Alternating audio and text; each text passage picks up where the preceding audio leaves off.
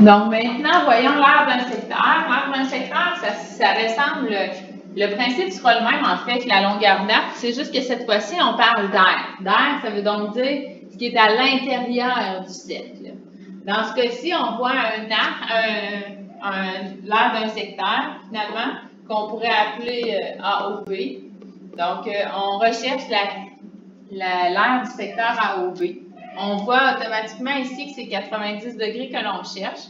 Donc, si quelqu'un voulait aller chercher ça, dans un exemple avec 90 degrés, assurément, on pourrait tout simplement prendre l'aire, diviser en 4, l'aire du cercle au complet, là, en faisant finalement pi r carré. Donc, en faisant la formule pi r carré, on trouve l'aire, on divise par 4 et le tour est joué, c'est terminé.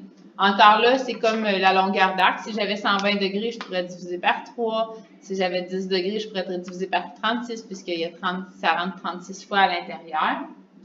Cependant, c'est quand on a des angles qui sont un peu plus difficiles que là, on peut se casser un petit peu plus la tête. 125 degrés. Eh bien, pour faire 125 degrés, bien, il faudrait peut-être savoir l'aire de tout le cercle avant pour après ça aller chercher 125 degrés. Donc, on va commencer par aller trouver l'aire du cercle. On connaît la formule, pi r carré. Donc, l'aire du cercle, c'est pi fois 7 au carré, qui donne une réponse juste de 49 pi centimètres carrés. Et si je l'écrivais en nombre, avec un nombre arrondi, finalement, ça donnerait 153,94 cm².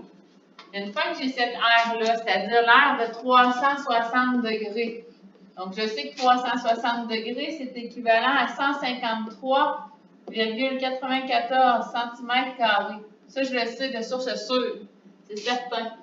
Maintenant, j'ai besoin de 125 degrés. Donc, je vais mettre 125 degrés ici. Je vais rechercher, finalement, l'aire de mon secteur. Donc, l'aire de mon secteur sera égale à 125 fois 153,94 divisé par 360.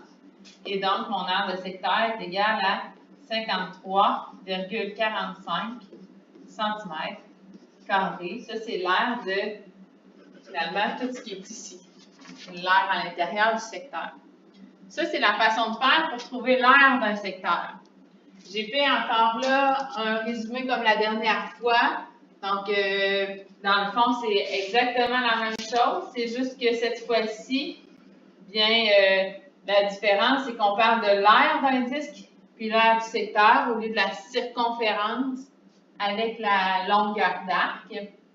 Ensuite, là, vous allez aller faire des exercices. Vous allez faire les premiers qui sont dans votre plan de travail. Ensuite, vous allez arriver à la page 214. Donc, page 214, vous allez voir justement ce numéro-là, qui est ici en bas à droite, là. Donc, page 214, on va te donner, finalement, ici, là, ici, on te donne l'aire du secteur, on te donne l'aire du disque, et on te demande la mesure de l'angle. Ça veut dire que, dans le fond, on te donne l'aire du secteur, l'aire du disque, le 360 degrés que tu l'as déjà. Et là, toi, ce que tu recherches alors, c'est l'angle au centre. Donc là, c'est juste que ton inconnu, ton X, finalement, il va être ici. Donc, tu vas faire l'aire du secteur fois 360 divisé par l'aire du disque, comme tantôt. Mais là, ton inconnu est juste à un autre endroit, puis tu vas trouver ton angle au centre. À la page 214 encore, vous allez avoir un autre problème où, en fait, on te donne l'angle au centre. Donc, l'angle au centre est donné. Évidemment, le 360 degrés, il est là aussi. On te donne l'aire du secteur, donc celui-ci. Et là, cette fois-ci, on te demande le rayon. Donc là, tu vas assurément, quand tu vois cet encadré-là, tu comprends que la seule chose que tu peux aller chercher avec ça, c'est l'aire du disque. Tu vas être capable d'aller chercher l'aire du disque. Mais une fois que tu vas l'avoir trouvé en faisant ta règle de 3, ton produit des extrêmes égale produit des moyens, tu vas devoir écrire la formule. De là, finalement, une espèce de flèche ici dans ce sens-là, qui fait que quand tu as ça, tu peux remonter et aller faire la formule d'air, finalement, et ensuite aller trouver ton rayon en faisant les opérations inverses. Donc là, une fois que tu auras ton air, tu tu vas pouvoir aller écrire pi fois le rayon carré. Tu vas mettre le chiffre que tu vas avoir trouvé comme R ici. Tu vas diviser par pi, ensuite tu vas faire la racine carrée et tu obtiendras automatiquement ton rayon. Donc, ça fait en gros le résumé.